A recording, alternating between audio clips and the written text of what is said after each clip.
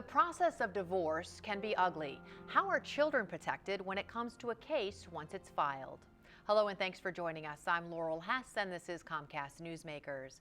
Joining me now is a managing partner with Woll & Woll, Jessica Woll, who is also a family law attorney and expert on divorce. Thank you so much for joining us today. Thanks for having me, Laurel. And you, over the years, obviously this has changed as the internet and social media have become much more prevalent and access to information, but have found that sometimes all the information out there on the internet, private information about people's marriages, births, and divorces, can make it more difficult for attorneys and clients of yours who are in the process of a divorce, and for their children in particular.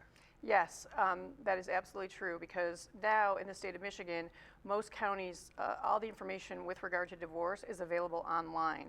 So you start off a case obviously by filing a complaint for divorce, and then anything that happens in your case from the beginning of the case, filing the divorce through entering a judgment of divorce, is available to the public online in Michigan. So if in the middle of your case you need some interim relief from the court, let's say you feel your spouse is not fit to have parenting time that's not supervised, let's say you claim that your spouse is an alcoholic, for instance, you can file for interim relief and add to your pleadings a ticket that shows that your spouse got a drunk driving arrest.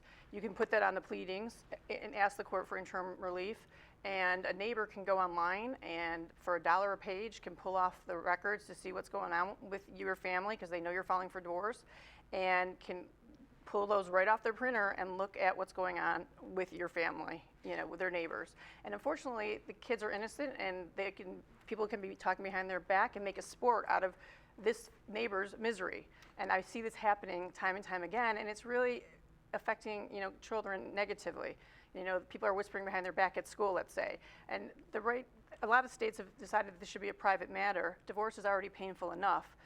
28 states have passed legislation to privatize the divorce process. Michigan's not one of them, and I'm fighting and advocating to make it a more private matter for the families going through this. You're working with some, I would imagine, politicians right now. Are there any bills pending, or what's the process in Lansing right now? Well, I have met with Senator Nolenberg, and he's been receptive to this.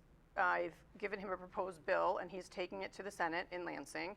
That doesn't mean that if you are an interested party that you wouldn't be able to get information. Certainly, but it would just make it harder you'd have to show you're an interested party. So obviously the attorneys and the families going through divorce would have access, but a third party would have to show why they have an interest in the divorce process and the pleadings filed.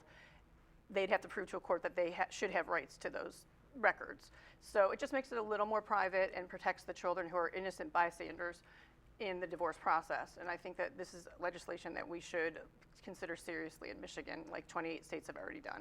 And obviously social media makes it difficult as well, because people sometimes, I'm sure clients of yours or maybe their spouses, put stuff up on their own that's visible to neighbors and friends, and I'm sure you're giving them advice that's probably not the best idea.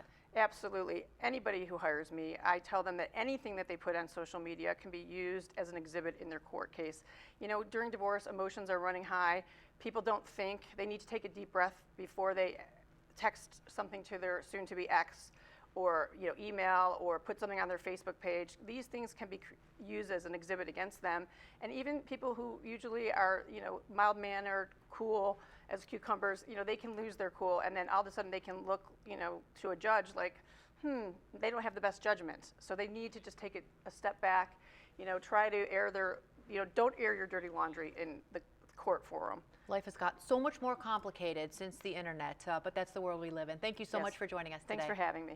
Today's COMCAST Newsmaker was Jessica Woll, a managing partner with Woll & Woll.